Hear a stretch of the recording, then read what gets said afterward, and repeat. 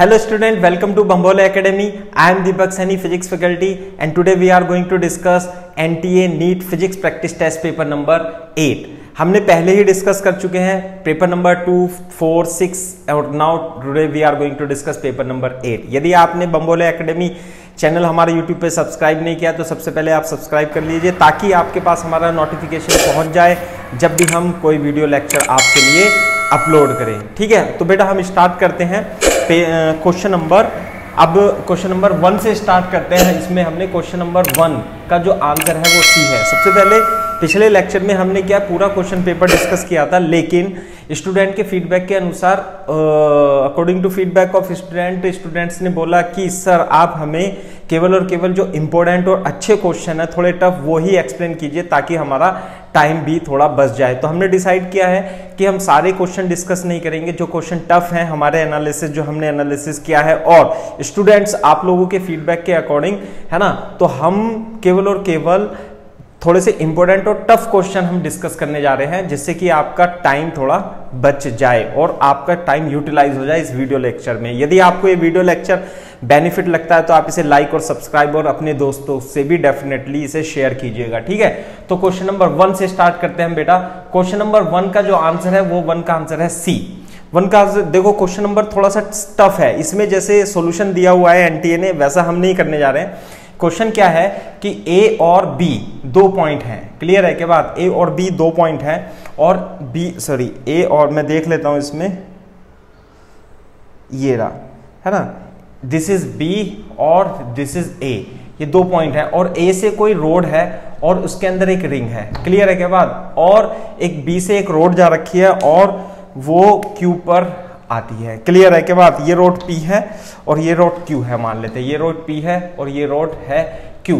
इसकी लेंथ जो दे रखी है P की वो बेटा 1 मीटर दे रखी है. दूसरा इसमें जो एंगल है फाई है और ये एंगल कितना है बेटा थीटा दे रखा है. दूसरा आपको इस क्वेश्चन में तो क्या दिया हुआ है, एक ग्राफ और दिया हुआ है थीटा और फाई के बीच में, और वो ग्राफ कैसा है कि फाई और थीटा के बीच में इस तरीके का ग्राफ दिया हुआ है. तो ध्यान से देखना कि theta is equal to 60 degree पर फाई की वैल्यू क्या है, मैक्सिमम है. फाई की वैल्यू क्या है, मैक्सिमम है ना. थोड़ा सा स्लाइटली टफ क्वेश्चन हो गया है तो आपको इसके बीच की डिस्टेंस d बतानी है. तो देखो कैसे करेंगे हम, ध्यान से देखो. फाई की maximum value theta is equal to 60 degree पर है तो आप क्या करोगे, फाई को as a function of theta लिखोगे और डी फाई मैक्सिमम वैल्यू निकालने के लिए क्या करते हैं हम, d phi upon d theta को 0 कर देंगे. बोर्ड पे देखो ध्यान से कि यदि ये फाई है ये थीटा है तो ये वाला एंगल कितना हो जाएगा, थीटा प्लस ये हो जाएगा angle 180 minus theta plus phi हो जाएगा. अब हम इसमें साइन रूल लगा देंगे. साइन रूल क्या होगा कि d upon sine 180 minus theta minus phi is equal to है ना 1 अपॉन साइन फाई. ये हो गया साइन रूल हो गया. अब ये अगर जो साइन रूल हो गया तो ये कितना हो जाएगा, D sine phi is equal to this is D sine phi और sine 180 minus theta minus phi कितना होता है बेटा, साइन थीटा प्लस फाई हो जाएगा. क्लियर है के बाद अब ध्यान से देखो. अब हम क्या करेंगे, इसमें डिफरेंशिएशन कर देंगे. किसके रेस्पेक्ट में, विद रेस्पेक्ट टू थीटा हम क्या करेंगे, इसे डिफरेंशिएट करेंगे. यदि आप इसे डिफरेंशिएट करोगे तो d साइन थीटा का कितना हो जाएगा, cos phi d phi upon d theta हो जाएगा. क्लियर है के बाद अब इसे डिफरेंशिएट करेंगे थीटा के रेस्पेक्ट में तो क्या आएगा, कॉस थीटा प्लस फाई और फिर इसका डिफरेंशिएशन करेंगे, थीटा का डिफरेंशिएशन 1 और ये कितना हो जाएगा, d phi upon d theta हो जाएगा. फॉर मैक्सिमम वैल्यू ऑफ, लिख देता हूं, for maximum value of phi जो कि कितनी है maximum value, theta is equal to 60 पर आप क्या करोगे, डी फाई बराबर डी थीटा को क्या करोगे 0, तो ये तो 0 हो जाएगा और ये भी आपका 0 हो जाएगा. तो बचेगा क्या इधर देखो, 0 is equal to cos theta plus phi बचेगा और cos theta is equal to phi किधर पे होता है बेटा, it is equal to cos 90 is equal to theta is equal to cos theta plus phi हो जाएगा. इसका मतलब कि कंडीशन क्या आएगी मैक्सिमम के लिए, थीटा प्लस फाई की वैल्यू जो होनी चाहिए बेटा वो 90 डिग्री होनी चाहिए.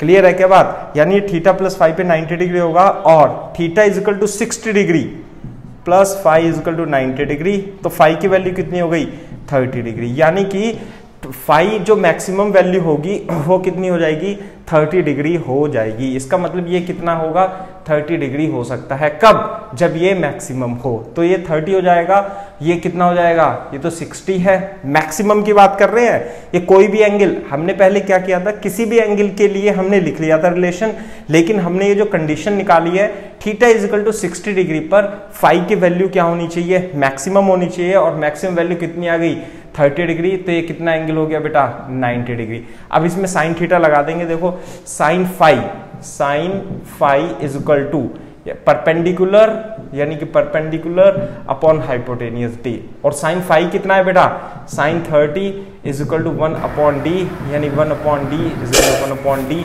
डी की वैल्यू कितनी आ गई, 2 मीटर आ गई। थोड़ा सा टफ क्वेश्चन है मेरे ख्याल से, जेईई में मेडिकल के लिए ये क्वेश्चन पूरा परफेक्ट नहीं है, काफ़ी टफ क्वेश्चन है। आईआईटी जेईई और एडवांस तक लेवल में ये क्वेश्चन पूछा जाना चाहिए, नहीं तो बच्चों को समझ में नहीं आएगा।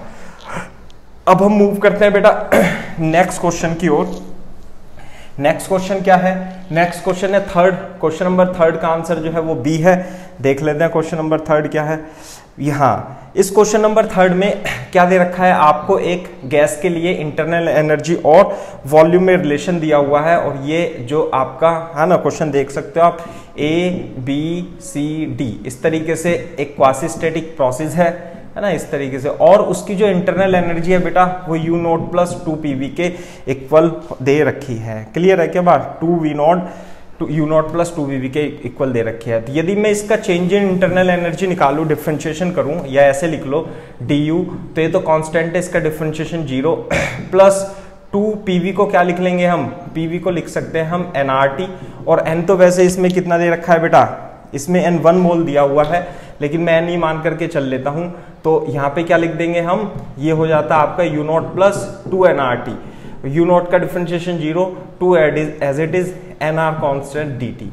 क्लियर है के बाद, और जो इंटरनल एनर्जी होती है वो गैस की वो कितनी होती है, NCV होती है, और change in internal energy NCV dt होती है। तो हम क्या करेंगे, du को क्या लिख देंगे, NCV dt लिख देंगे, और ये 2nr dt आ जाएगा। dt से dt कट गया, n से n कट गया, वैसे तो n बराबर 1 था, तो cv की वैल्यू आ जाती है, कितनी आ जाती है बेटा, 2r, और cp minus cv is equal to 2r हमारे पास रिलेशन होता है, तो जो cv की वैल्यू आती है वो cv प्लस 2r है ना, cv प्लस 2r, यानी कितना हो जाएगा, r प्लस 2r, तो cp की वैल्यू कितनी हो जाएगी बेटा, 3r आंसर आ जाएगा। तो ऑप्शन कौन सा आ जाता है बेटा इसमें, B option is the correct option. अच्छा, नेक्स्ट मूव करते हैं हम क्वेश्चन नंबर 5 की तरफ। क्वेश्चन नंबर 5 का जो आंसर है बेटा, क्वेश्चन नंबर 5 का आंसर है बी। देखते हैं क्वेश्चन नंबर 5 क्या है। क्वेश्चन नंबर 5 भी बहुत अच्छा क्वेश्चन है। इसमें क्या दे रखा है, दो बॉल्स दे रखी हैं, बिफोर कोलिजन और आफ्टर कोलिजन उनकी स्पीड दे रखी है इस तरीके से, लेकिन दोनों की रेडियस सेम है, लेकिन ये नहीं कह रखा है कि दोनों के मासेस सेम हैं, तो इसलिए आप मासेस सेम नहीं लगाएंगे है ना, मासेस को सेम नहीं मानेंगे। और जो इसमें स्पीड दे रखी है बेटा वो इसकी तो 8 मीटर पर सेकंड है और इसकी 2 मीटर पर सेकंड है, और आफ्टर कोलिजन ये 2 मीटर पर सेकंड दे रखी है और ये 5 मीटर पर सेकंड दे रखी है। ये बॉल 1, ये 2, ये 1, ये 2। क्लियर है क्या बात। अब इसमें हमें कॉफिशिएंट ऑफ रेस्टिट्यूशन निकालना है, तो कॉफिशिएंट ऑफ रेस्टिट्यूशन की जो डेफिनेशन होती है बेटा वो E बराबर velocity of separation minus velocity of approach होती है ना, लिख लेना इंग्लिश में यहाँ, E is equal to velocity of separation divided by velocity of approach. दो देखो सेपरेशन की वेलोसिटी कितनी है, ये तो v2 हो गया, ये v1 हो गया, ये u1 हो गया, ये u2 हो गया, ये m1 था, ये m2 था, ये m1 था, ये m2 था, तो v2 माइनस v1 यानी 5 माइनस 2 वेलोसिटी ऑफ सेपरेशन, और वेलोसिटी ऑफ अप्रोच कितनी है, u1 माइनस u2, 8 माइनस 2, तो कितना हो गया 3/6 इज इक्वल टू 1/2। तो जो ऑप्शन आता है बेटा वो कितना जाता है इसका, 1/2 आ जाता है। वैसे E की डेफिनेशन एक और डेफिनेशन होती है ना, कि impulse of E is equal to impulse of reformation divided by impulse of reformation, impulse of reformation divided by impulse of deformation. Clear है क्या बात। तो ये भी डेफिनेशन होती है, आप इस डेफिनेशन को भी लगा सकते हो जब कभी क्वेश्चन में पूछा जाएगा। तो अब हम मूव करते हैं क्वेश्चन नंबर 6 की तरफ। क्वेश्चन नंबर 6 देख लो बेटा, 6 का ऑप्शन जो दे रखा है वो डी दे रखा है। ध्यान से देखने वाली बात है कि जब किसी मीडियम 1 और मीडियम 2 N1 मान लेते हैं और N2 मान लेते हैं, जब कोई अनपोलराइज लाइट का मतलब क्या होता है कि ये इसमें इलेक्ट्रिक फील्ड वेक्टर, ये this is the plane of the incidence, ये इंसिडेंस प्लेन है इस तरीके से, तो कुछ लाइट तो इधर चली जाती है, कुछ लाइट रिफ्लेक्टेड हो जाती है। थ्योरी क्या है बेटा, this is polarisation with the help of the reflection की हेल्प से। ये तो बेटा इंसिडेंट लाइट हो गई, ये क्या हो गई इंसिडेंट लाइट, और ये क्या हो गई रिफ्लेक्टेड लाइट, है ना, और ये हो गई आपकी रिफ्रैक्टेड लाइट। कैसे, रिफ्रैक्टेड लाइट। क्लियर है क्या बात? तो ध्यान से देखो, एक पर्टिकुलर एंगल जिसे हम ब्रूस्टर एंगल कहते हैं और इसे आईपी से भी रिप्रेजेंट करते हैं, यदि आप इस पे डाला जाए तो जो रिफ्लेक्टेड और ट्रांसमिटेड रे है उसके बीच में 90 डिग्री का एंगल होता है। क्लियर है क्या बात? तो आईपी ये जो आर एंगल होगा, आर की वैल्यू जो हो जाएगी 90 माइनस आईपी हो जाएगी, क्योंकि ये 90 है, पहली बात। दूसरी बात, यदि इस प्रकार के एंगल पर लाइट, एक अनपोलराइज लाइट जिसकी इंटेंसिटी आई नोड है, डाली जाए तो क्या होता है, ये तो प्लेन ऑफ इंसिडेंस हो गया, this is the plane of incidence. तो प्लेन ऑफ इंसिडेंस में जो पैरेलल इलेक्ट्रिक फील्ड के वेक्टर हैं, जैसे कि ये, तो जो रिफ्लेक्टेड लाइट होती है उसमें ये वाले वेक्टर जो होते हैं एब्जॉर्ब हो जाते हैं। तो बचते कौन से हैं बेटा, जो perpendicular to the plane of incidence है, तो ये वाले वेक्टर बचते हैं इस तरीके से। क्लियर है? जबकि ये वाले जो parallel to the incident plane जो इलेक्ट्रिक फील्ड वेक्टर है, वो थोड़े से बचे रह जाते हैं जो रिफ्लेक्टेड लाइट होती है। साथ में इसमें कुछ electric field vector perpendicular to the plane भी होते हैं। तो ध्यान देने वाली बात है कि जैसे मान लिया यहाँ पे 1 2 3 4 electric field parallel to the plane थे, और 4 इलेक्ट्रिक फील्ड क्या थी, परपेंडिकुलर टू द प्लेन थी। तो जो रिफ्लेक्टेड होती है, रिफ्लेक्टेड रे में केवल perpendicular to the incident plane vector होते हैं। और देखो यहाँ पे 1 2 3 4 थे, तो यहाँ पे केवल 3 रह गए, है ना, और आधा तो एब्जॉर्ब हो गया और कुछ इधर चला गया, कुछ इधर चला गया। तो जो इसकी इंटेंसिटी होगी, इसकी जो इंटेंसिटी होगी, ये आई नोट से थोड़ा सा कम ही होती है। और जबकि ये तो कंप्लीटली पोलराइज्ड हो जाएगा, दिस इज कंप्लीटली पोलराइज्ड। और ये वाली जो लाइट होती है, जो रिफ्रैक्टेड लाइट होती है, दिस इज पार्शियल पोलराइज्ड होती है। क्लियर है क्या बात? और इसकी जो इंटेंसिटी होती है वो आई नॉट बाई 2 हो जाती है। तो इस तरीके से आप इसे ध्यान रखेंगे। ब्रूस्टर एंगल के केस में ये कॉन्सेप्ट आपको बताया गया है ना। क्वेश्चन नंबर 7 करते हैं बेटा। क्वेश्चन नंबर 7 का आंसर ए है ना। क्वेश्चन नंबर 7 देख लेते हैं। क्वेश्चन नंबर 7 में क्या है कि इसमें क्या दे रखा है आपको, एक यंग डबल स्लिट एक्सपेरिमेंट है, और उसमें जो बनती है सेंट्रल ब्राइट फ्रिंज यहाँ पर बनती है, बीच में बनती है। लेकिन वो कह रहा है कि हमने क्या करा है कि हमने इस एक स्लिट के आगे कुछ एक ग्लास स्लैब लगा दी है, उसकी थिकनेस T मिनिमम बतानी है, ताकि ये अब शिफ्ट हो जाएगा। ये जो शिफ्ट होता है y, है ना, ये जो शिफ्ट है, दिस इज व्हाट शिफ्ट। इस शिफ्ट का फॉर्मूला पता है क्या आपको? हाँ पता है। शिफ्ट का जो फॉर्मूला होता है y, वो होता है d/d और μ-1 इंटू टी के इक्वल होता है। ये शिफ्ट का फॉर्मूला हो जाता है। अब ये कह रहा है कि शिफ्ट मिनिमम थिकनेस बताओ, ताकि जो क्या लिखा है, the position where the central bright fringe remain unchanged, यानी कि इस पोजीशन पर अभी भी ब्राइट फ्रिंज ही बने। तो इसका मतलब वो कह रहा है कि जो शिफ्ट होगी वो शिफ्ट इस प्रकार से होनी चाहिए कि यहाँ पे ब्राइट फ्रिंज बननी है तो यहाँ पे भी ब्राइट फ्रिंज बने। तो ब्राइट फ्रिंज की कंडीशन क्या होती है बेटा? ब्राइट फ्रिंज तो इस तरीके से बनती है, ये है ना। तो यहाँ पे फिर से ब्राइट फ्रिंज हो जाती है, ये ऐसे करके। यहाँ पे तो क्या हो जाएगी, डार्क, और फिर यहाँ पे क्या हो जाएगी, फिर से ब्राइट। ये ब्राइट, ये भी ब्राइट, ये भी ब्राइट, ऐसे करके बन जाता है ना। और ये क्या हो जाता है, डार्क, और ये सेंट्रल ब्राइट फ्रिंज, ये भी ब्राइट फ्रिंज, और यहाँ पे क्या आ जाता है, डार्क आ जाता है। तो ध्यान से देखो कि ये जो शिफ्ट है वो किसके इक्वल होनी चाहिए, it should be equal to ND lambda over D। This is the condition so that this position which was occupied by the central bright fringe, again the maximum intensity occur upon this, है ना। तो जो shift होनी चाहिए या तो beta के equal या टू बीटा के equal, beta this is what beta is the fringe width, या तो बीटा के इक्वल या टू बीटा या थ्री बीटा के इक्वल होनी चाहिए। तो ध्यान से देखो इसमें D lambda D upon D cut जाएगा तो बचेगा आपका μ1 - 1 t is equal to n into lambda. तो t के इक्वल हो गई n बराबर μ-1। अब आपको t की मिनिमम वैल्यू निकालनी है, तो बेटा मिनिमम के लिए n कितना रख दें 1, यानी कि एक फ्रिंज विड्थ ही शिफ्ट हो जाए, जो शिफ्ट हो वो कितनी होनी चाहिए मिनिमम के लिए बीटा होनी चाहिए, है ना। तो t is equal to lambda upon μ-1 और लैम्डा म्यू की वैल्यू 1.5 - 1 दे रखा है तो ये बचेगा 2 लैम्डा। तो मिनिमम जो वैल्यू होनी चाहिए किसकी, thickness of the glass slab की, इसकी जो थिकनेस होनी चाहिए वो कितनी होनी चाहिए 2 लैम्डा के इक्वल होनी चाहिए। तो यही इस क्वेश्चन में बेटा बोला गया है। तो क्वेश्चन नंबर 7 हमने कर लेते हैं। अब हम करते हैं क्वेश्चन नंबर 8, है ना। क्वेश्चन नंबर 8 का जो आंसर है बेटा वो बी है। ध्यान से देखो क्वेश्चन नंबर 8 में, देखो क्वेश्चन नंबर 8 में बहुत ही अच्छा क्वेश्चन दे रखा है ना। थोड़ा सा बच्चे इसे देख करके डर भी सकते हैं, लेकिन क्वेश्चन तो बिल्कुल सही है कि आपको क्या दे रखा है, एक नॉन यूनिफॉर्म एक बॉडी दे रखी है और कंडक्ट में, है ना।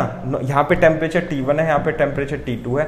तो जब टेम्परेचर T1 और T2 में डिफरेंस होगा, T1 is greater then T2 होगा, तो इसमें क्या फ्लो होगी बेटा, हीट करंट फ्लो होती है। इस तरीके से आ गई बात समझ में, क्या फ्लो होती है, हीट करंट।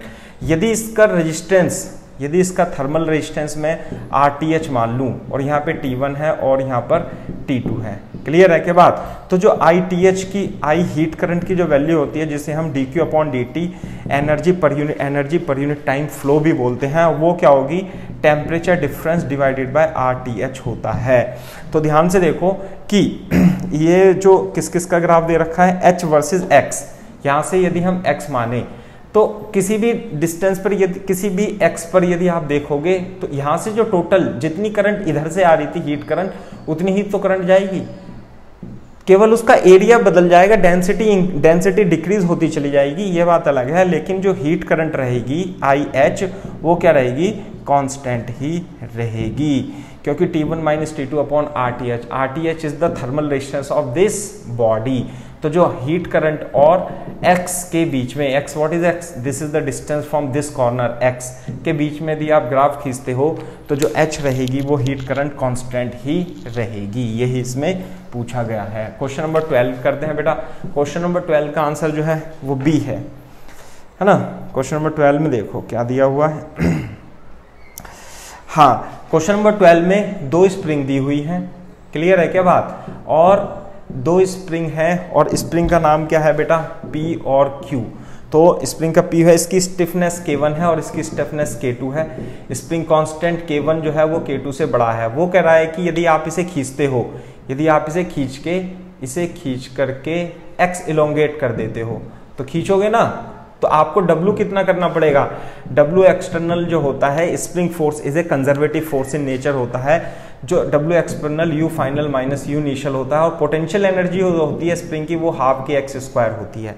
क्लियर है क्या बात। तो इनिशियली यदि x बराबर 0 था, P की बात कर रहा हूं मैं केवल, अभी किसकी बात कर रहा हूं, P की। P में x इलोंगेशन आ गया तो इसकी जो पोटेंशियल एनर्जी हो जाएगी, इनिशियल तो 0 थी, वो हो जाएगी हाफ K1 x स्क्वायर हो जाएगी। तो W external in extension of P है ना, कितना जाता है, हाफ K1 x स्क्वायर आ जाता है। यदि आप इसी तरीके से Q के लिए आप कंसीडर करोगे और इसका स्प्रिंग कांस्टेंट K2 है, यदि आप इस स्प्रिंग को थोड़ा सा इलोंगेट कर देते हो, कितना x इलोंगेट कर देते हो, तो जो W external to elongate Q होगा वो कितना होगा, U final minus U initial. U initial कितना था 0, U फाइनल कितना हो गया बेटा, हाफ K2 x स्क्वायर। तो ध्यान से देखो, since K1 is greater then K2 है ना, तो W देखो, ये तो W एक्सटर्नल Q को खींचने में हो गया और ये P को खींचने में हो गया।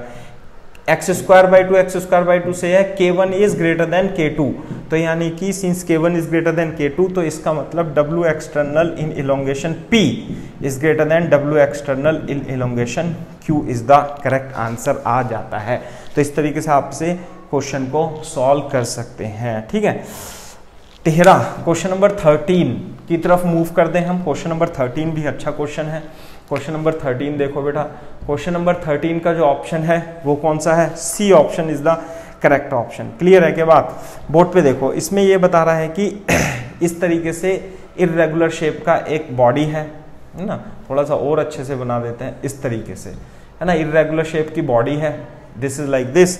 और यहाँ पे क्या है, ये तो बेटा A और B है ना, और ये C और D इस तरीके से दे रखा है। तो उसने कह रहा है कि ये TA मान लूं और ये TB मान लूं और ये TC मान लूं और ये TD मान लूं। तो ध्यान से देखो, जितनी हीट करंट यहाँ से जाएगी, हीट करंट क्या रहेगी, मान लेते हैं यहाँ पे टेम्परेचर कितना है 200 डिग्री सेंटीग्रेड और यहाँ पे दे रखा है 0 डिग्री सेंटीग्रेड, ठीक है। तो जो हीट करंट IH की वैल्यू होगी, जो IH वैल्यू होगी dQ/dt, वो क्या होगा, टेम्परेचर डिफरेंस 200 - 0 अपॉन RTH। इस बॉडी का इस पॉइंट और इस पॉइंट के बीच रेजिस्टेंस कितना मान लेता हूँ, थर्मल रेजिस्टेंस RTH मान लेता हूँ। तो वही करंट जो हैगी A और B के पॉइंट में जाएगी, तो वो कितनी होगी, TA - TB, ऐसे होगी ना, TA - TB upon RTH। Clear है क्या बात, RTH, यानी कि RAB मान लेता हूं मैं, RAB, यानी इस पॉइंट और इस पॉइंट के बीच में हम क्या मान लेते हैं, इसका रेजिस्टेंस मान लेते हैं। दूसरा, यही हीट करंट जो होगी IH जो होगी, और वो किसके इक्वल होगी, वो TC - TD, यही हीट करंट इस पॉइंट के बीच में होगी, डिवाइडेड बाय RCD के इक्वल होगी। और जो थर्मल रेजिस्टेंस होता है बेटा, ये क्या है, RAB थर्मल रेजिस्टेंस है, वो कितना होता है, L/K × A होता है। L क्या है, L is the distance between these two cross section, और इसका एरिया A1 मान लेते हैं और इसका एरिया A2 मान लेते हैं, है ना, ऐसे मान लेते हैं, चलो बाद में लिख लेंगे। तो यहां से ध्यान से देखो तो ये तो कितना हो गया, TAB, ये कितना हो जाएगा, this is TAB divided by RAB is equal to TCD divided by, है ना, कितना, RCD। तो जो RAB होगा, RAB इसके हिसाब से थर्मल रेजिस्टेंस यहां लिख देता हूं मैं, ΔT AB divided by RTH कितना लिखूं, L का मतलब X अपॉन K तो इस मटेरियल का कोएफिशिएंट ऑफ कंडक्टिविटी है, और A कितना लिखूं, यहाँ पे इसका एरिया कितना मान लेता है मैं, K अपॉन A1 मान लेता हूँ। इसी तरीके से ΔCD upon X upon K × A2। तो देखो इससे दोनों कट जाएगा, ऊपर आ जाएगा, ΔTAB × A1 is equal to ΔTCD C × D × A2। तो ये आ जाएगा बेटा ΔTAB upon ΔTCD is equal to A2 upon A1 आ जाएगा। अब ध्यान से देखो, ये तो है A2, तो A2 तो इतना है और A1 बड़ा है, तो A1 is greater then A2, तो this is less than 1। A1 क्या है, बड़ा है, A2 क्या है, छोटा है, तो this is less than 1, therefore ΔTAB is less than ΔTCD, यानी कि AB के बीच का जो टेम्परेचर है वो CD के बीच के टेम्परेचर से कम है। तो ऑप्शन कौन सा सही है, C option is the correct option in this case, है ना। तो 13 हो जाता है। अब हम करते हैं क्वेश्चन नंबर 14 में। क्वेश्चन नंबर 14 का ऑप्शन बेटा C ऑप्शन है। 14 में भी देख लेते हैं, ये बहुत ही अच्छा क्वेश्चन है। ध्यान से देखो, डिफरेंशिएशन कैलकुलस का जो कॉन्सेप्ट होता है वो इसमें इंट्रोड्यूस कर दिया है। किस प्रकार से कि मान लेते हैं y है हमारे पास और ये y इक्वल टू x³ का ऐसे ग्राफ बनता है। तो ये x1 है और ये कितना है बेटा, x2 है। तो ये कितना हो जाता है, ΔX कितना हो जाएगा, ΔX, और x1 के करस्पॉन्डिंग y1 है और x2 के करस्पॉन्डिंग कितना है, y2 है। तो ये कितना हो जाता है बेटा, ΔY हो जाता है। क्लियर है क्या बात। अब जब ΔX बहुत छोटा हो, जैसे इसमें x दे रखा है, x कितना दे रखा है, 2.0000 कितना दे रखा है, 0.1 दे रखा है, और ΔX2 कितना दे रखा है, सॉरी x1 कितना दे रखा है, इतना, और x2 कितना है, मान लेते हैं 2.001। तो ΔX कितना हो गया, 0.0001 हो जाएगा। ΔX जब बहुत छोटा होता है तो इसे क्या करते हैं हम, dx के इक्वल मान लेते हैं। क्लियर है क्या बात। तो x1 और x2 क्या है, बहुत ही x1 और x2 क्या है, बहुत एक दूसरे के क्लोज हैं। ये थ्योरी में हम जब डिफरेंशिएशन पढ़ाते हैं तो मैं तो डेफिनेटली इसे पढ़ाता हूं। अब देखो अपने को क्या निकालना है इसमें, x बराबर कितना 2.0001 पर y की वैल्यू निकालनी है, तो ऐसा नहीं करेंगे कि y बराबर एक्स क्यूब में हम रख देंगे x की जगह 0.001 और हम इसे 3 बार मल्टीप्लिकेशन करेंगे, ऐसे नहीं कर सकते, ऐसा नहीं करना है। अपने को क्या करना है कि y बराबर एक्स क्यूब है तो डिफरेंशिएशन करेंगे dy/dx का, तो कितना जाएगा 3x²। तो हमें जो dy/dx की चाहिए वो कहाँ पे चाहिए, x बराबर 2 पर चाहिए, तो हम क्या रख लेंगे, x बराबर 2 रखेंगे, तो 3 × 2² तो कितना जाता है 12 आ जाता है। तो यह जाता है Δy/Δx इक्वल टू कितना 12 आ जाएगा। तो Δy x कितना है बेटा, Δy इक्वल टू 12 × Δx, और Δx का मतलब dy इक्वल टू 12 × dx, और dx का मतलब कितना है 12 × 0.0001, तो कितना जाएगा 0.0012 आ जाएगा। This is Δy। क्लियर है क्या बात। तो y जो होगा y की, और अगर जो है x बराबर 2 रखते हो तो कितना आएगा 8, और इसलिए जो y होगा, और Δy कितना है, Δy है 0.0012, इसलिए जो x इक्वल टू 2.0001 पर जो y की वैल्यू आएगी वो कितनी आएगी 8 + 0.0012, यानी कि 8.0012 आंसर इसका आ जाता है। तो 14 का आंसर कितना है बेटा, C option is the correct option. तो इस क्वेश्चन को इस तरीके से आप कर लेंगे, ठीक है। ध्यान से देखो, अब क्वेश्चन नंबर 16 करते हैं हम। क्वेश्चन नंबर 16 का आंसर बेटा डी है ना। क्वेश्चन नंबर 16 में देखो, 16 में क्या है कि 4 पार्टिकल हैं, म्यूचुअल ग्रेविटेशनल अट्रैक्शन के कारण वो रेडियस r के एक सर्किल में घूम रहे हैं। तो जैसे मान लिया m है, ये भी m है, ये भी m है, ये भी m है, तो अपने को क्या बतानी है, स्पीड बतानी है। तो इस पर जो फोर्स लगेगा, एक तो ये फोर्स लगाएगा F, और ये फोर्स लगाएगा F, और एक ये फोर्स लगाएगा अट्रैक्टिव फोर्स, इसे मान लेते हैं हम F'। क्लियर है क्या बात। ध्यान से देखो, ये R है, ये R है, और ये कितना हो जाएगा बेटा, ये R है, ये R है, तो ये कितना हो जाएगा 45, और ये भी कितना हो जाएगा 45, R है ना, इस तरीके से R ये 45, R ये 45, ये हो जाएगा 2√2, है ना। तो ध्यान से देखो, इधर की ओर जो फोर्स होगा, पहले तो मैं इस F की वैल्यू लिख लेता हूँ। इसके बीच की दूरी कितनी होगी, इसके बीच की दूरी होगी R√2, और इसके बीच की भी दूरी कितनी होगी R√2।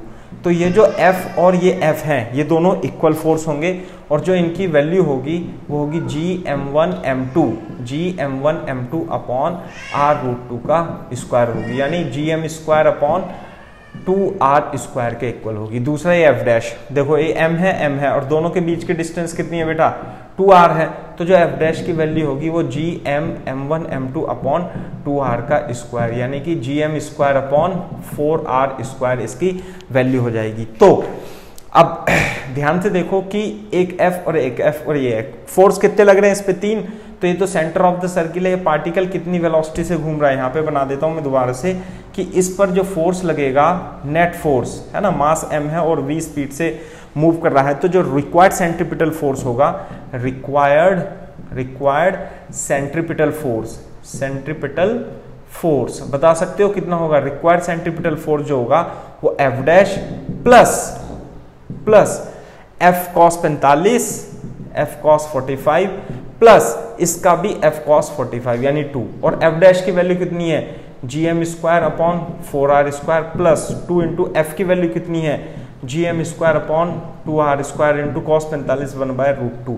तो Gm² अपॉन R² कॉमन लेके 1/4 प्लस ये कितना जाता है 1/√2। तो ये हो गया सेंट्रीपिटल फोर्स। तो according to the theory of the circular motion, जब कोई पार्टिकल किसी सर्किल में घूमता है तो उस पर जो सेंट्रीपिटल फोर्स होता है वो ही mv² अपॉन r के इक्वल होता है। तो इसकी रेडियस कितनी है बेटा, ये जैसे घूम रहा है, ये तो सेंटर हो गया, रेडियस हो गई r से r कट गया, एक m से एक m कट जाएगा, तो v² की जो वैल्यू होगी Gm अपॉन r, और यहाँ पे 4 एलसीएम लेके 2√2 प्लस 1 बच जाएगा, और जो वेलोसिटी आएगी रिक्वायर्ड वो कितनी आएगी Gm अपॉन r और 2√2 प्लस 1, और ये जो 4 है ना ये बाहर आ जाएगा, और ये 1/2।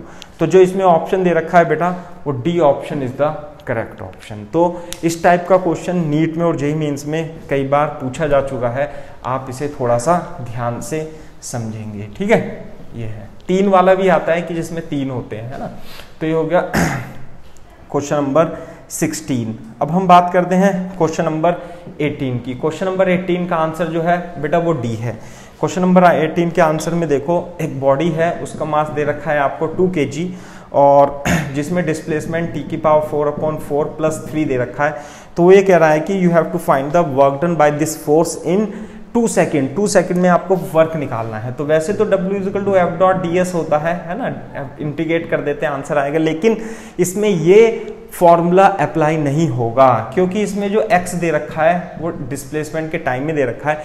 इस क्वेश्चन को सॉल्व करने के लिए आपको क्या करना पड़ेगा, work energy theorem WET, work energy theorem आपको अप्लाई करनी पड़ेगी। वो कैसे अप्लाई करनी पड़ेगी मैं आपको बताता हूं। Displacement as a function of time t दिया हुआ है, तो आप इसे डिफरेंशिएट करके dx/dt करके क्या निकाल लोगे, सबसे आप इसकी वेलोसिटी निकाल लोगे। तो velocity as a function of time t cube आ जाता है v = t क्यूब। तो t = g पर वेलोसिटी 0 है और t = 2 सेकंड पर वेलोसिटी हो जाती है 8 मीटर पर सेकंड हो जाती है। तो अकॉर्डिंग टू WET के अनुसार total work is equal to change in kinetic energy K final minus K initial. K final हो गई बेटा ½ m V फाइनल का square minus ½ m V initial का स्क्वायर। तो V इनिशियल कितनी है बेटा, V इनिशियल 0 है, 1/2 मास बॉडी का कितना है 2, V फाइनल कितने हो गए 8 का स्क्वायर। तो कितना हो गया total work 64 joule is the correct answer. तो कौन सा ऑप्शन आ जाता है बेटा, डी ऑप्शन इस क्वेश्चन का आंसर आ जाता है। ठीक है, अब हम मूव करते हैं क्वेश्चन नंबर 19 पर। 19 का जो ऑप्शन है वो बेटा क्वेश्चन नंबर ए दे रखा है। इसमें आपको थोड़ा सा ध्यान रखना पड़ेगा कि जो विवग्योर होता है, विवग्योर ये क्या होता है 400 से 700 नैनोमीटर तक होता है। जो इधर जो लेस वेवलेंथ होती है वो अल्ट्रावायलेट रीजन में होती है और जो हाई वेवलेंथ होती है वो इंफ्रारेड रीजन में होती है। अब ये बॉडी दे रखी है इसमें, और इसमें जो इसकी थ्रेशोल्ड फ्रीक्वेंसी है वो कितनी दे रखी है 6.2 इलेक्ट्रॉन वोल्ट दे रखी है। क्लियर है क्या बात। और थ्रेशोल्ड फ्रीक्वेंसी का मतलब है इसका वर्क फंक्शन दे रखा है। ये थोड़ा से थ्योरी पढ़ोगे तो आपको क्लियर होगा, है ना। कितना 6.2 इलेक्ट्रॉन वोल्ट। इसमें क्या दे रखा है, work function of the metal दे रखा है। This is a metal plate. Clear है क्या बात। अब जो इसमें से इलेक्ट्रॉन निकलते हैं, ये इलेक्ट्रॉन निकलते हैं, उनकी K मैक्सिमम दे रखी है। K मैक्सिमम का मतलब स्टॉपिंग पोटेंशियल दे रखा है EV नॉट कितना है बेटा, स्टॉपिंग पोटेंशियल दे रखा है 5 वोल्ट। तो जो K मैक्सिमम आ गया वो कितने की 5 इलेक्ट्रॉन वोल्ट आ गई। क्लियर है बात। अब यदि मैं इसका फंक्शन hν मान लूं, है ना, इस लाइट की जो है फोटोन की एनर्जी hν मान लूं, तो hν आइंस्टीन की इक्वेशन क्या होती है, hν बराबर work function plus K maximum. और वर्क फंक्शन कितना है बेटा 6.2 और K मैक्सिमम कितना 5, तो कितना 11.2 इलेक्ट्रॉन वोल्ट इसकी एनर्जी आ जाती है। ये एनर्जी आ जाती है। अब यदि इसकी एनर्जी इतनी है और इसकी वेवलेंथ आपको निकालनी है तो उसके लिए हमारे पास रिलेशन होता है क्या, याद है मेरे 1240 नैनोमीटर में divided by energy. This is the wavelength of the photon if you know the energy in electron volt. तो इलेक्ट्रॉन वोल्ट में जो एनर्जी आई फोटोन की वो कितनी आई 11.2 इलेक्ट्रॉन वोल्ट आ जाती है। तो 1240 अपॉन 11.2 नैनोमीटर। क्लियर है क्या बात। तो लगभग ये देख लो आप 110 नैनोमीटर के लगभग आ जाती है। तो इतना ही बहुत है। क्यों, क्योंकि ये 400 से कम आ रही है जो इसकी वेवलेंथ है। ये जो फोटोन है उसकी वेवलेंथ 400 नैनोमीटर से कम है। तो किस रीजन में है बेटा, अल्ट्रावायलेट रीजन में। तो ऑप्शन कौन सा सही हो जाता है, ए ऑप्शन सही हो जाता है। ठीक है, अब हम मूव करते हैं क्वेश्चन नंबर 21 की तरफ। तो क्वेश्चन नंबर 21 का जो आंसर है बेटा वो कितना है, सी आंसर है। ये भी बहुत अच्छा क्वेश्चन है।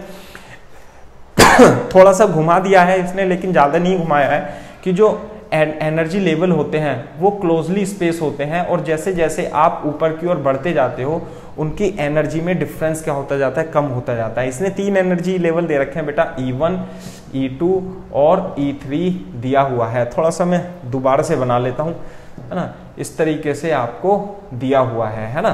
तो E1, E2 और E3। देखो सबसे ज्यादा एनर्जी डिफरेंस कहां पर है, सबसे ज्यादा एनर्जी डिफरेंस इस वाले एनर्जी लेवल में है। तो सबसे जो कम वेवलेंथ होगी जो कि λ1 है वो यही होगी। सबसे कम एनर्जी डिफरेंस कहां पर है, E3 से E2 में है।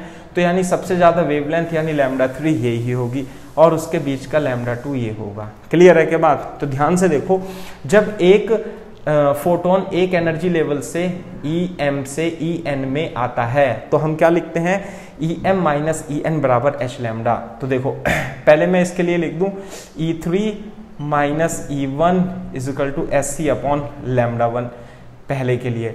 अब दूसरे के लिए देखो तीसरे के लिए देखो E3 minus E2 is equal to SC upon lambda 3 यहाँ इसके लिए, ठीक है, ये जो फोटोन निकला है। और अगर जो मैं इसके लिए लिखूं E2 minus E1 is equal to SC upon lambda 2 लिख दूंगा। दोनों को क्या कर दूं, यदि मैं दोनों को इन्हें जोड़ दूं तो E3 minus E1 is equal to SC common लेके 1 upon lambda 3 plus 1 upon lambda 2 आ जाता है। क्लियर है क्या बात? और ये E3 माइनस E1 के इक्वल है और इसे मैं क्या लिख दूंगा SC अपॉन लैम्डा 1 लिख दूंगा। तो SC से SC कट जाएगा, इधर से देखो 1 upon lambda 3 plus 1 upon lambda 2 is equal to 1 upon lambda 1। कौन सा ऑप्शन आ जाता है? Option number C is the correct answer for this question. Clear है क्या बात? तो इस तरीके से आप इस क्वेश्चन को भी कर सकते हो। अब हम मूव करते हैं क्वेश्चन नंबर 23 पे। क्वेश्चन नंबर 23 का जो आंसर है वो है बेटा ए ऑप्शन है। तो देखो ये भी आपका रटा रटाया सवाल है कि यदि angle theta is equal to 60 degree होता है तो आप सबसे पहले n की वैल्यू निकालते हैं और n की वैल्यू होती है ग्रेटेस्ट इंटीजर 360 अपॉन थीटा के इक्वल होती है। इस केस में 360 अपॉन 60 दे रखा है तो 6 चौक 6 36 आ गया। क्लियर है? तो n तो ग्रेटेस्ट इंटीजर आ गया। आ गई बात समझ में? और ये कैसा है बेटा E1, तो हमारे पास फॉर्मूला जो होता है नंबर ऑफ इमेज का, यदि n E1 हो, नंबर ऑफ इमेज का जो फॉर्मूला होता है वो होता है n-1। कब? यदि ये E1 हो, इफ n इज E1, है ना, n क्या हो E1, तो कितना है बेटा 6 माइनस 1, तो आंसर कितना आ जाता है बेटा 5। तो कितनी इमेज बनेगी 5। ए option is the correct option. लेकिन यहां पर मैं आपको एक फॉर्मूला और बता देता हूं जिससे आपको बेनिफिट होगा कि यदि n ओड हो, इफ n जो आता है ओड नंबर आता है तो उसमें दो केस बनते हैं। कैसे? n ऑड है तो जो नंबर ऑफ इमेज होती हैं, अभी याद रखो नंबर ऑफ इमेज जो होगी वो n-1 होगी। कब? जब if object is placed symmetrically. कैसे? सिमेट्रिकली रखा हो, सिमेट्रिकली रखा हो। क्लियर है क्या बात? और नंबर ऑफ इमेज मैं इसके लिए बात कर रहा हूं बेटा इफ n इज ऑड, है ना। नंबर ऑफ इमेज जब वो अनसिमेट्रिकली रखा हो तो नंबर ऑफ इमेज एक ज्यादा होती है अनसिमेट्रिकली। ऐसे आप कर सकते हैं, दिस इज प्लेस्ड अनसिमेट्रिकली। तो इस क्वेश्चन को आप याद रखेंगे, क्वेश्चन नंबर 23। अब हम मूव कर रहे हैं क्वेश्चन नंबर 24 पर। जो 24 का ऑप्शन है वो क्या है बेटा? बी है ना। बी थोड़ा सा लंबा क्वेश्चन है, ये पोटेंशियोमीटर वायर पर है। पोटेंशियोमीटर वायर पर अच्छा क्वेश्चन बनता है, ऐसी बात नहीं है ना। तो मैं इसे आपको एक बार समझा देता हूं। क्वेश्चन नंबर 24 का बी जो क्वेश्चन है, पहले सबसे पहले आप ये देखो कि जो पोटेंशियोमीटर होता है यहाँ पे कुंजी के लगी होती है और रिहेस्टेट लगा होता है और इससे 1 मीटर का वायर इस तरीके से कनेक्टेड होता है। ये तो थ्योरी हो गई, ठीक है। दूसरा मैं थोड़ा और साफ बनाने की कोशिश करता हूँ, ये इस तरीके से ये 1 मीटर का वायर लगा होता है, ठीक है। इसमें क्या दे रखा है यहाँ पे x और यहाँ पॉइंट y दे रखा है ना। अब बोर्ड पे देखो जो नीचे का सर्किट है, नीचे का सर्किट वो थोड़ा सा इस तरीके से है। पहले हम इस सर्किट के बारे में ही थोड़ा सा विचार कर लेते हैं। इस तरीके से है बेटा, ये सर्किट है, ये है तो ये 1 ओम, ये 4 ओम, ये 10 ओम, ये भी 10 ओम। तो ध्यान से देखो ये कितना वोल्ट है, 6 वोल्ट की बैटरी है, ये प्लस माइनस। तो इसे हम कैसे लगा देंगे बेटा? इसे हम, ये 10 और 10 कितना हो गया 5 ओम, और ये कितना हो गया 4 ओम, और ये कितना हो गया बेटा 1 ओम, और यहाँ पर हो जाएगी आपकी बैटरी कितनी 6 वोल्ट की बैटरी हो जाएगी। तो जो इसमें करंट बहेगी वो बता सकते हो आप कितना? सीरीज में सारे रेजिस्टेंस हैं 5 + 4 + 1, 5 + 4 + 1 + 1 कितना हो गया 10 ओम। तो जो करंट फ्लो होगी इसमें वो होगी 6V अपॉन R के इक्वल, और V कितना इसमें 6 और R कितना हो गया 10। तो करंट बहेगी इसमें 0.6 एम्पियर। तो इसमें जो करंट फ्लो होगी बेटा वो कितनी होगी 0.6 एम्पियर के इक्वल होगी, पहली बात। अब ध्यान से देखो कि यदि इसकी बैटरी E है, EMF पोटेंशियोमीटर वायर का EMF E है और इसकी लेंथ कितनी है L, तो इसकी जो पोटेंशियल ग्रेडियंट होती है वो कितनी होती है, E/L होती है। क्लियर है बात। अब यहाँ पे जब आप नापोगे, मैं इसे थोड़ा सा मॉडिफाई कर देता हूँ, ये 10 और 10 ओम का रेजिस्टेंस दिया हुआ है, इसे मैं मिटा करके, क्योंकि ये पैरेलल है, ये कितना लगा देता हूँ बेटा, 5 ओम लगा देता हूँ। अब यहाँ पर एक है और यहाँ पर है, तो यहाँ पे क्या पॉइंट बना रखे हैं इसे B और C। तो ये मान लेते हैं पहले पॉइंट में ये कितना जाता है, मान लेते हैं X आ जाता है, ये लेंथ कितनी है, X है, जो कि 40 सेंटीमीटर इसमें दे रखी है। X की वैल्यू कितनी है, 40 सेंटीमीटर। इसका मतलब तो जो VBC है, VBC वो कितना आएगा, potential gradient multiply by X, ये फॉर्मूला होता है।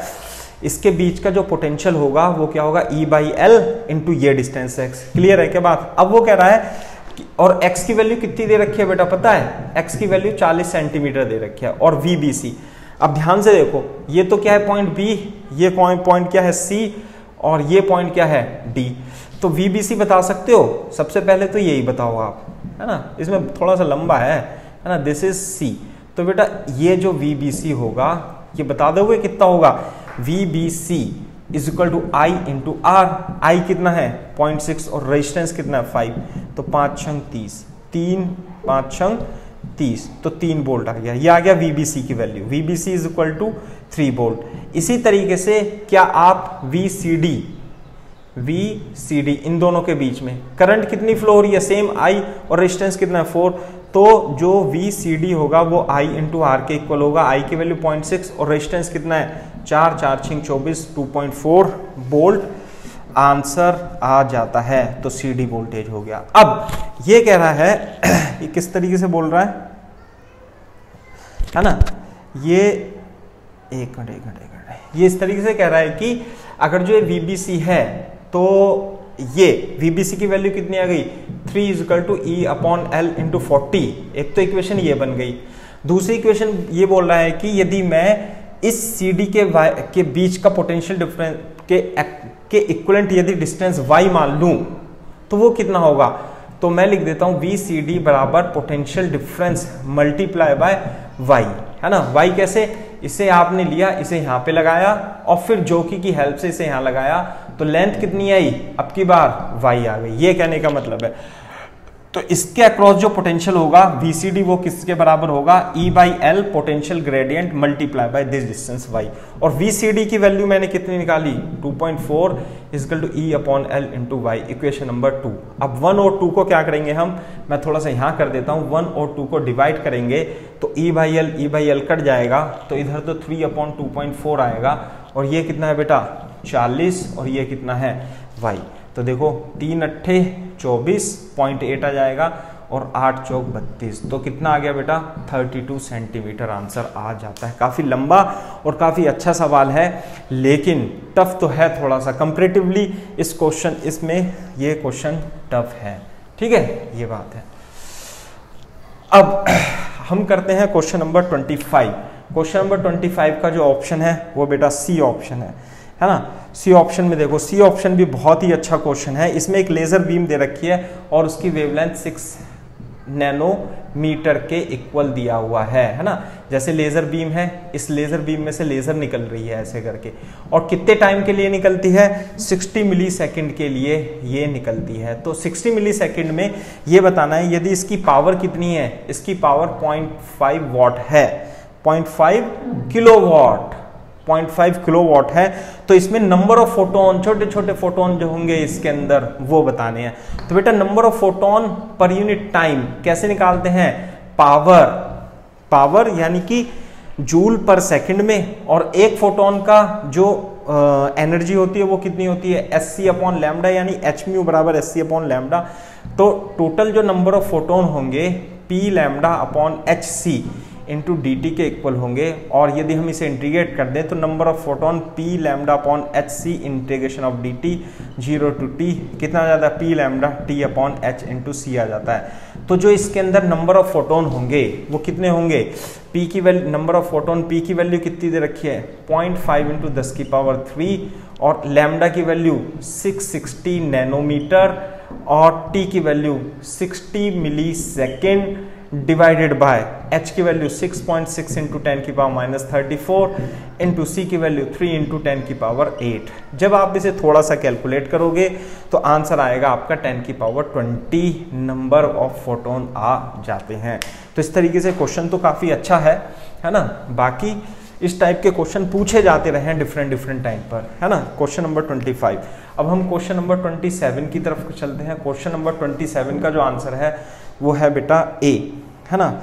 ये भी अच्छा क्वेश्चन है कि इसमें क्या दे रखा है कि इसमें एक इस तरीके से एक लूप है, लूप में इस तरीके से है और इसके अंदर इस एरिया के अंदर PQRS के अंदर मैग्नेटिक फील्ड है। किसकी है, कितनी मैग्नेटिक फील्ड है अंदर की ओर। जो B है, B की वैल्यू कितनी दे रखी है बेटा 5 इंटू 10 की पावर माइनस 2 टेस्ला इसके अंदर B दिया हुआ है ना। अब ये जो लेंथ दी हुई है, देखो ये तो फर्जी लेंथ दी हुई है। ये एक तो इसकी स्पीड दी हुई है, यहाँ पे रेजिस्टेंस है और इसकी स्पीड जो है 2 मीटर पर सेकंड दे रखी है और रेजिस्टेंस 0.2 मीटर पर सेकंड रेजिस्टेंस दे रखा है 5 ओम।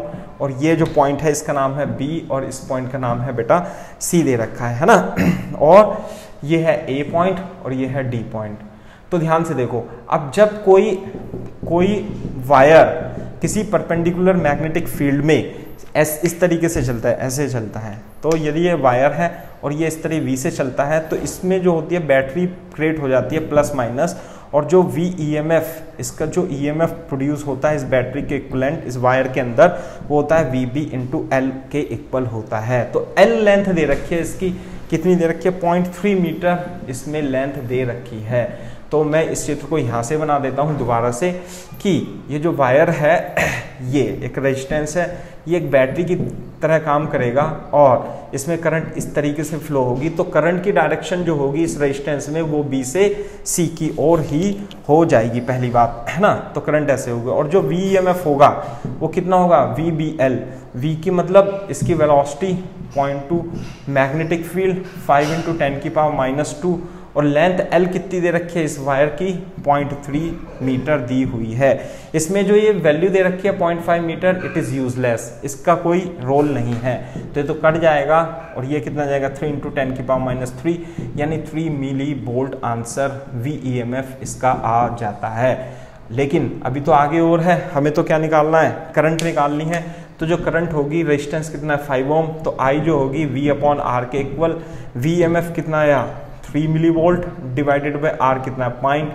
तो आ गया 0.6 मिली एम्पियर। किधर से किधर की ओर B2C आंसर इसका आ जाता है। तो कौन सा आंसर है बेटा, A option is the correct option.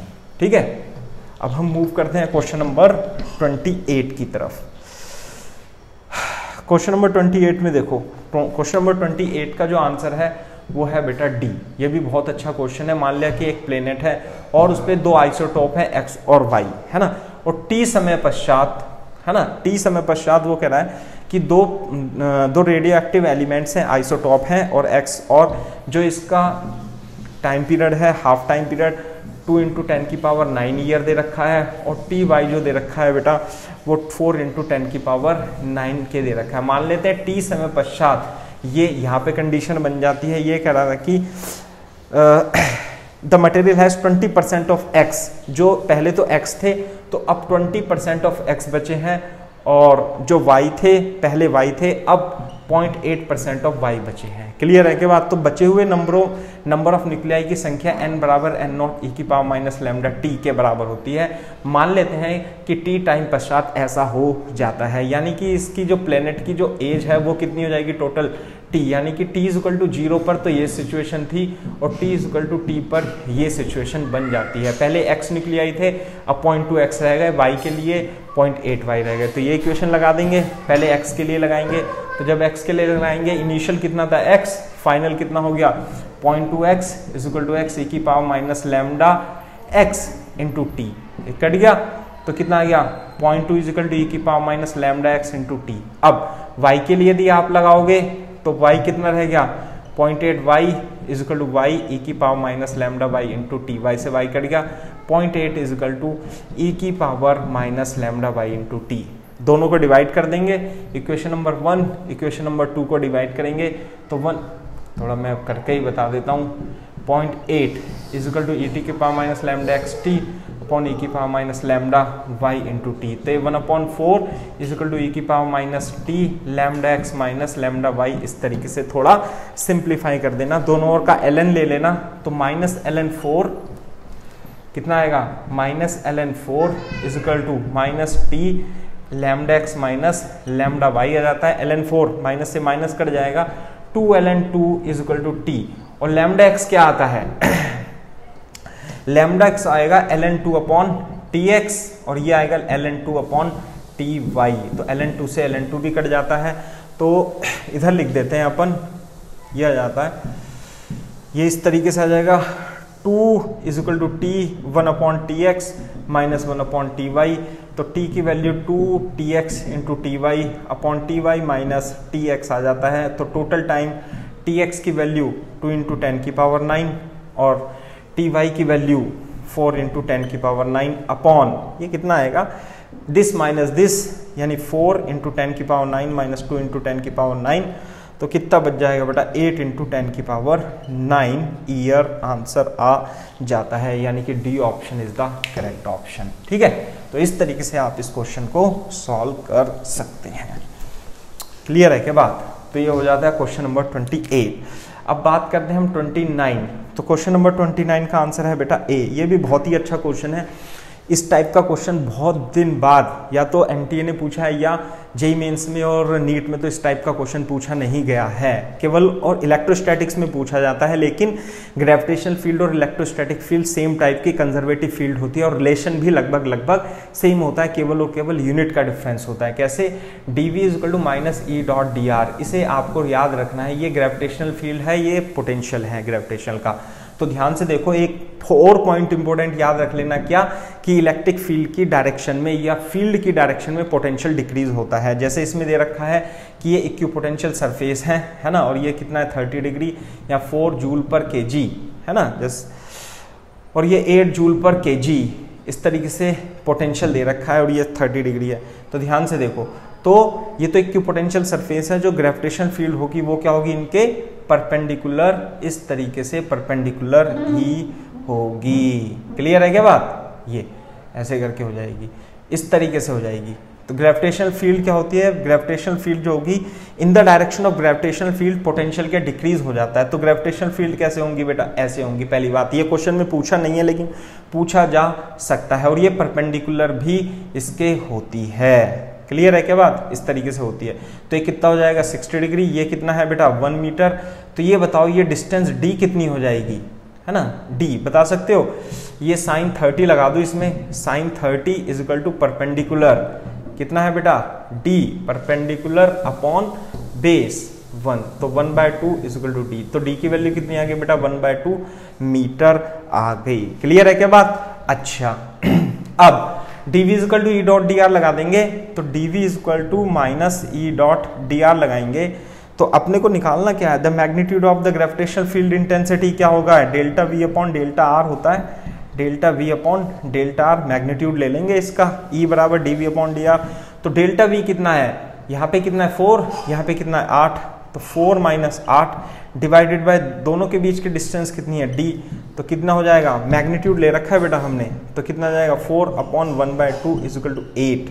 तो इलेक्ट्रिक फील्ड आ जाएगी आपकी, कितनी आ जाएगी, ऑप्शन क्या दे रखा है ए, ऑप्शन है ग्रेविटेशनल फील्ड जो होगी वो हो जाएगी 8 न्यूटन पर केजी हो जाएगा। इस तरीके से आप इस क्वेश्चन को 29 को सॉल्व कर सकते हैं।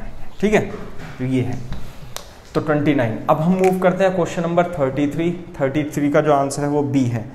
देखते हैं 33 भी कौन सा क्वेश्चन है। 33 बहुत ही अच्छा क्वेश्चन है और ये ट्रांजिस्टर से रिलेटेड क्वेश्चन दे दिया है इसने, है ना। मेरे ख्याल से वैसे तो ट्रांजिस्टर को एक्सक्लूड कर दिया था, केवल और केवल डायोड तक आना था, ट्रांजिस्टर भी इस समय आ रहा है तो देख लेते हैं, है ना। एनपीएन ट्रांजिस्टर में with respect to potential of the emitter the base and in NPN transistor कब कंडक्ट करता है, ऑन कब होता है। तो ध्यान से देखो, मैं दो तरीके के डायग्राम बना देता हूं। ये होता है एनपीएन, यदि ये कंडक्ट करे तो इसकी बायसिंग जो होती है वो इस तरीके से होती है। ये तो हो गया बेस, ये हो गया इमीटर, ये हो गया कलेक्टर, है ना। इस तरीके से, तो माइनस प्लस, तो यदि आप बेस के रेस्पेक्ट में देखोगे तो ये इमीटर का वोल्टेज हो गया ना ये, और ये बेस का वोल्टेज हो गया, और ये कलेक्टर का वोल्टेज हो गया। ठीक है, तो बेस के रेस्पेक्ट में कलेक्टर पॉजिटिव होगा और बेस के रेस्पेक्ट में इमीटर नेगेटिव होगा। बेस के रेस्पेक्ट में कलेक्टर पॉजिटिव होगा और बेस के रेस्पेक्ट में इमीटर नेगेटिव होगा। ये फॉरवर्ड बायसिंग होती है और ये रिवर्स बायसिंग होती है। ये जो लूप है ना, इसमें फॉरवर्ड बायसिंग ऐसे होती है, इसमें रिवर्स बायसिंग इस तरीके से होती है। तो ऑप्शन कौन सा आ जाता है 33 का B, collector is positive with respect to base and emitter is negative with respect to base. इस तरीके से आप इसे याद रख सकते हैं। मूव करते हैं 35, क्वेश्चन नंबर 35 का जो आंसर है वो बी है। Let's see what is question number 35 question थोड़ा सा टिपिकल क्वेश्चन है, अच्छा क्वेश्चन है ना। तो इसमें मैं देख लेता हूँ क्वेश्चन नंबर 35 का बी ऑप्शन जो है वो किस तरीके से है। मान लेते हैं एक लूप है और ये किस तरीके से, ये इस तरीके से है, इट इज लाइक दिस। तो ये तो V से खींच रहे हैं और इसे हम V से ऐसे खींच रहे हैं। तो जब हम ऐसे खींचेंगे तो इसकी क्या होगी, इसकी रेडियस जो होगी थोड़ी देर बाद इसकी रेडियस थोड़ी कम होती चली जाएगी। मान लेते हैं इनिशियल लेंथ रेडियस कितनी थी r, और एट टाइम t इसकी रेडियस कितनी हो जाती है, स्मॉल r हो जाती है, और ये v है और ये v है। ठीक है, तो इनिशियल जो इसकी जो टोटल सर्कमफेरेंस की लेंथ थी वो कितनी थी 2πr, और किसी टाइम पर जो इसकी सर्कमफेरेंस की लेंथ होगी वो कितनी हो जाएगी 2πr हो जाएगी। दूसरी बात, ये जो लेंथ, ये जो सर्कमफेरेंस है ये डिक्रीज हो रही है ना, ये टोटल जो सर्कमफेरेंस है जिसे मैंने L लिखा है ये डिक्रीज हो रही है। इसका मतलब कि dl/dt जो है वो v प्लस v, यानी एक तो v इधर जा रहा है एक इधर जा रहा है, तो कितने इक्वल है 2v। ये बहुत इंपॉर्टेंट चीज है। यदि आप इस इक्वेशन को डिफरेंशिएट करोगे dl/dt तो ये आ जाएगा 2π dr/dt आ जाएगा, और dl/dt माइनस 2v 2π dr/dt। तो 2 से 2 कट गया, minus v is equal to pi dr/dt। एक इक्वेशन ये भी बन जाती है। दूसरा इसने पूछा क्या है, हमें इसने पूछा है कि इंड्यूस ईएमएफ, इसके यहाँ पर क्या है मैग्नेटिक फील्ड है। तो मैग्नेटिक फील्ड में जो इंड्यूस ईएमएफ प्रोड्यूस होगा इसमें एरिया के चेंज की वजह से होने के लिए हो रहा है, तो dφ/dt लगाएंगे, और dt फाई क्या होगा b.a, b तो कांस्टेंट है ना, केवल क्या चेंज हो रहा है, एरिया चेंज हो रहा है। एरिया क्या होगा πr², तो b पाई 2r dr/dt के इक्वल हो जाएगा। ध्यान से देखो, b पाई 2r और dr/dt कितना लिख देंगे बेटा, इसमें माइनस v/π लिख देंगे। dr/dt माइनस v/π से पाई कट जाएगा तो vmf आ जाएगा माइनस 2br इंटू v के इक्वल आ जाएगा। इसकी वैल्यू अपने को निकालनी है, लेकिन अब हमें इसमें b तो मालूम है ना, b तो क्या है, b तो मालूम है और v भी मालूम है, रेडियस नहीं पता, रेडियस निकालनी है। पहले रेडियस कितनी थी r, लेकिन आफ्टर टाइम t, और टाइम t की वैल्यू कितनी दे रखी है क्वेश्चन में, टाइम t की वैल्यू दे रखी है πr/2v के बाद रेडियस क्या होगी, अगर जो वो पता लग जाए ना, मैग्नीट्यूड लिख लेता हूं इसका, तो आपको क्या पता लग जाएगा, ईएमएफ पता लग जाएगा। रेडियस देखो कैसे पता लगेगी, इस इक्वेशन से देखो, ये dr/dt जो है वो माइनस v/π के इक्वल दे रखा है। यदि आप इसे इस तरीके से लिख लोगे मी v/π/dt और इंटीग्रेट कर दोगे, t इज इक्वल टू 0 पर रेडियस कितनी थी r, और t इज इक्वल टू कितने टाइम पर 2r/2v टाइम पर रेडियस कितनी हो जाती है स्मॉल r। तो यहां से देखो r माइनस capital R is equal to minus v/π, और ये कितना हो गया dt का इंटीग्रेशन t, और लिमिट वेरीज फ्रॉम 2r/2v के इक्वल हो जाती है। तो minus v/π is equal to 2r/, ये 2r नहीं है बेटा, ये पाई है ना, दिस इज व्हाट पाई। तो कितना हो जाएगा πr/2v माइनस 0, v से v कट जाएगा, पाई से पाई कट जाएगा, माइनस r/2, ये हो जाता है माइनस r/2, और ये हो जाएगा r माइनस r। तो r कितना हो जाएगा, r minus r/2 is equal to r/2, यानी रेडियस की वैल्यू कितनी है r/2। मैंने मोड लगा दिया था, ध्यान देखो है ना, vmf जो आया था, मोड लगा दूं यदि, तो vmf जो आया था आपका वो आया था 2R BV, है ना, के इक्वल आया था। और 2R की वैल्यू कितनी आई, किसने टाइम पर निकालना है, T इक्वल टू इतने टाइम पर निकालना है, तो R की वैल्यू रखनी पड़ेगी ना। R की वैल्यू कितनी आती है, R/2, B into V, R से R कट गया, VBR। तो VMF जो आ जाता है वो VB इंटू R के इक्वल आ जाता है। बेटा काफ़ी टफ क्वेश्चन है और 35 का B ऑप्शन सही ऑप्शन है। काफ़ी टफ क्वेश्चन है, इस बात का ध्यान रखना, है ना, अच्छा क्वेश्चन है। तो मेरे ख्याल से तो इस टाइप के क्वेश्चन तो करने बहुत टफ हो जाते हैं बच्चों को भैया। जिसने अच्छे से तैयारी कर रखी होगी वो ही कर पाएगा। अब हम मूव करते हैं क्वेश्चन नंबर 36। क्वेश्चन नंबर 36 का जो आंसर है वो ए है ना। अभी तो आसान क्वेश्चन है। क्या दे रखा है इसमें कि एक बबल है, एयर बबल, यहाँ पी नोट दे रखा है और ये हाइट h दे रखा है। सरफेस टेंशन T है, T की वैल्यू 0.075 न्यूटन पर मीटर दे रखी है, न्यूटन पर मीटर इसमें सरफेस टेंशन दिया हुआ है। एटमॉस्फेरिक प्रेशर दिया हुआ है, डेंसिटी दे रखा है और इसकी रेडियस दे रखी है 1 मिलीमीटर और जो हाइट है ये 0.2 मीटर यानी 20 सेंटीमीटर दे रखी है। तो यहाँ पर जो इसके अंदर जो प्रेशर होगा, इसके अंदर जो प्रेशर होगा वो कितना होगा, यहाँ पे प्रेशर कितना, P naught plus H rho G plus 2T upon R, 2T upon small r लिख सकते हैं, है ना।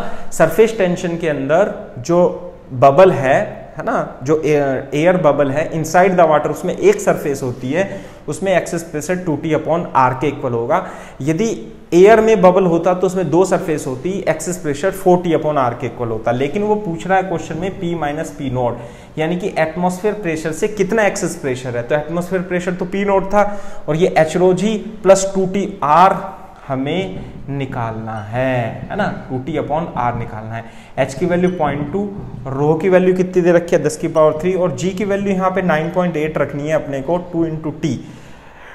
T की वैल्यू है 0.075 अपॉन रेडियस की वैल्यू है 1 इंटू 10 की पावर -3। जब आप कैलकुलेट करेंगे तो आंसर जो आ जाता है 211 पास्कल आ जाता है। अब बच्चों को डाउट होता है, हमेशा मेरे से पूछते हैं कि यहाँ पर G की वैल्यू 9.8 लिखें या 10 लिखें। देखो G की वैल्यू 9.8 ही होती है, 9.8 मीटर पर सेकंड स्क्वायर, लेकिन जब नहीं दी हो तो जो एक्चुअल में है तो वही माननी पड़ेगी यानी 9.8। और यदि क्वेश्चन में दे दी है कि G बराबर 10 रख दो तो रख देना। इस क्वेश्चन में G की वैल्यू नहीं दी है, तो नहीं दी है तो इसका मतलब जो होती है वो अपने को माननी पड़ेगी जो एक्चुअल में होती है, तो इसलिए क्या लेंगे 9.8 ही लेंगे। मूव करते हैं हम क्वेश्चन नंबर 38 की तरफ। तो जो क्वेश्चन नंबर 38 का आंसर है बेटा वो ए option is the correct option. इसमें मैं बता देता हूं, एक कंडक्टिंग शेल है, कंडक्टिंग स्पेयर R रेडियस का और कैपिटल R रेडियस का। इसे क्यू दिया है, इसे क्यू कैपिटल क्यू दिया है, इसका V1 है V2 है। वो कह रहा है V1 माइनस V2 बताओ कितना आंसर आएगा। तो जो इनर यहाँ पर अगर जो V1 लिखोगे तो इसका जो पोटेंशियल होगा एक तो इस चार्ज Q की वजह से होगा, इस कैपिटल Q की वजह से होगा। तो V1 की वैल्यू मैं लिख देता हूँ, V1 जो होगा KQ अपॉन R होगा अंदर की वजह से, और बाहर वाले की वजह से KQ अपॉन कैपिटल R के इक्वल होगी। अब इस पोटेंशियल की बात आती है, इसका पोटेंशियल जो है एक तो इस कैपिटल Q की वजह से होगा जो कि होगा KQ अपॉन कैपिटल R, और एक स्मॉल q की वजह से होगा जो बाहर की ओर रखा हुआ है KQ अपॉन कैपिटल R। तो ध्यान से देखो, हमें क्या निकालना है, the potential difference between the sphere. चलो डिफरेंस निकालना, ये नहीं पता है कि V1 माइनस V2 या V2 माइनस V1, तो अपन क्या कर देते हैं V1 माइनस V2 निकाल देते हैं। तो देखो जब आप इसे करोगे KQ upon R plus K capital Q upon R minus KQ upon R plus KQ upon capital R, तो ध्यान से देखो क्या कट जाएगा, ये कट जाएगा। तो KQ upon R minus KQ upon capital R, तो KQ upon 1 upon R minus 1 upon R delta V answer आ जाता है। ठीक है, तो इस तरीके से 38 का आंसर ए आ जाता है। अब हम मूव करते हैं क्वेश्चन नंबर 40 की तरफ। तो 40 का आंसर है बेटा ए, इसे नोट कर लो। हाँ, ये भी 40, इसके डिफरेंट आंसर दुनिया भर में कहीं कहीं दे रखे हैं, लेकिन मैं आपको जैसे बताता हूँ उसे ध्यान रखना।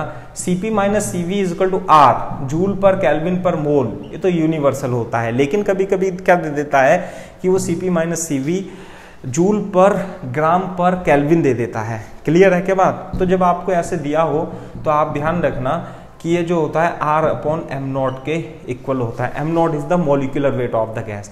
तो ये जो Cp और Cv होती हैं ये specific heat capacity at constant pressure constant volume होती हैं जूल पर केल्विन पर ग्राम में होती हैं, जो कि r/m0 के लिए होंगी। अब क्वेश्चन में हाइड्रोजन के लिए क्या दिया हुआ है, Cp - Cv = m दिया हुआ है, और नाइट्रोजन के लिए दिया हुआ है Cp - Cv = n दिया हुआ है ना, m दिया हुआ है, एक मिनट, फॉर हाइड्रोजन बिल्कुल सही है। तो हाइड्रोजन के लिए Cp - Cv कितना आता, r/m0 हाइड्रोजन आता, और ये किसके इक्वल आता, r/2 आता। तो यानी m की वैल्यू कितनी दे रखी है, m की वैल्यू r/2 दे रखी है, तो यानी r/2m = r आ गया इससे। अब नाइट्रोजन के लिए Cp - Cv = r/ molecular weight of nitrogen आता है, यानी कि r/28 आता। तो n की वैल्यू कितनी दे रखी है, r/28 दे रखी है, यानी n = 28 = r आ गया। दोनों को इक्वल रख देंगे, 2m = n × 28, तो m बराबर 14 into m = n into 14 answer आ जाता है। m बराबर 14n is the correct answer. तो A option is the correct option आ जाता है। तो लास्ट क्वेश्चन बचता है इस चैप्टर का, इस एक्सप्रेशन का, और वो कौन सा है बेटा, 41। इसका आंसर है बेटा ए। ये भी बहुत अच्छा क्वेश्चन है। सबसे पहले क्या है, एक सिल्क रोड है, सिल्क रोड से यहाँ पर किसी r1 डिस्टेंस पे वो कह रहा है कि द इलेक्ट्रिक फील्ड यहाँ पर कितनी होगी, मान लेते हैं चार्ज Q नोड है और इलेक्ट्रिक फील्ड होगी F/Q0 के इक्वल होगी, तो है ना, इलेक्ट्रिक फील्ड F/Q0 के इक्वल होगी, तो यही होगी F/Q0। इलेक्ट्रिक फील्ड कितनी होगी, एक positive side electric field at is E, तो जो यहाँ पे इलेक्ट्रिक फील्ड होगी kQ0/r1² के इक्वल होगी, मान लेते हैं। अब वो कह रहा है कि इस जगह अब यहाँ पे पहले Q मानते हैं, इसे सिल्क रोड से, सिल्क थ्रेड से एक Q को लटकाया, तो E की वैल्यू ये हो गई। अब क्या करते हैं हम कि हमने क्या किया कि यहाँ पर एक Q नोड को ला करके रख दिया, है ना। तो पहले तो R1 ही थी, अब जब आप ला के रखोगे तो इसमें रिपल्सन फोर्स लगेगा, तो ये थोड़ा सा यहाँ पे पहुंच जाएगी इस तरीके से। तो Q, तो ये जो डिस्टेंस होगी अब की बार R2, वो ये हो जाएगी। तो इस पे जो फोर्स होगा अब की बार, फोर्स कितना होगा, kQ/r2² के इक्वल होगा। तो ये ध्यान से देखो, तो kQ की वैल्यू कितनी है बेटा, r1 × E, तो जो F होगा kQ की हम वैल्यू रख देंगे, kQ की वैल्यू कितनी है, r1² × E Q0/r2²। तो F/Q0 = r1/r2² × E। तो ध्यान से देखो कि ये F/Q0/E = कितना है, r1/r0², और r1/r2, r1 क्या है, r1 is less than r2, तो इट इज लेस देन 1, तो यानी F/Q0 divided by E is less than 1, यानी F/Q0 is less than E, यानी कि electric field is greater then F/Q0। Clear है क्या बात। तो ए ऑप्शन इसका करेक्ट ऑप्शन आ जाता है। तो इस तरीके से आप इस क्वेश्चन को भी बेटा सॉल्व कर लेंगे, ठीक है। तो इस लेक्चर में इतना ही। हमने लगभग 25 क्वेश्चन जो है अटेम्प्ट किए हैं, 25 क्वेश्चन टोटल हमने किए हैं, और लगभग 1 घंटा 8 मिनट का हमारा लेक्चर हुआ है। यदि आपको ये वीडियो लेक्चर अच्छा लगे तो आप इसे लाइक कीजिएगा, शेयर कीजिएगा। हम और भी वीडियो लेक्चर एनटीए से रिलेटेड, एनटीए के जो फिजिक्स के सॉल्व पेपर हैं उसे हम डिस्कस करते रहेंगे, लगातार पोस्ट करते रहेंगे। आप बम भोले एकेडमी को सब्सक्राइब कर लीजिए। यदि आपको वीडियो अच्छा लगे तो आप इसे अपने फ्रेंड को शेयर कीजिएगा, ठीक है। अब है टाइम कृष्ण ज्ञान का।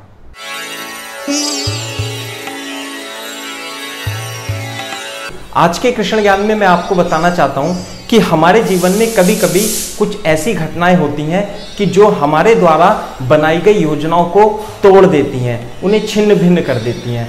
और हम क्या करते हैं, हम उन घटनाओं के आघात को अपने जीवन का केंद्र मान लेते हैं, अवरोध मान लेते हैं, और अपने जीवन की गति को रोक देते हैं, अर्थात कर्म करना बंद कर देते हैं।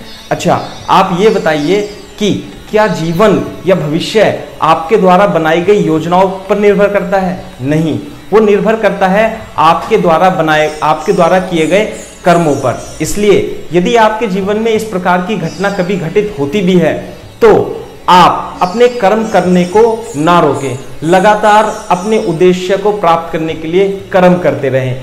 सफलता आपको निश्चित ही प्राप्त होगी।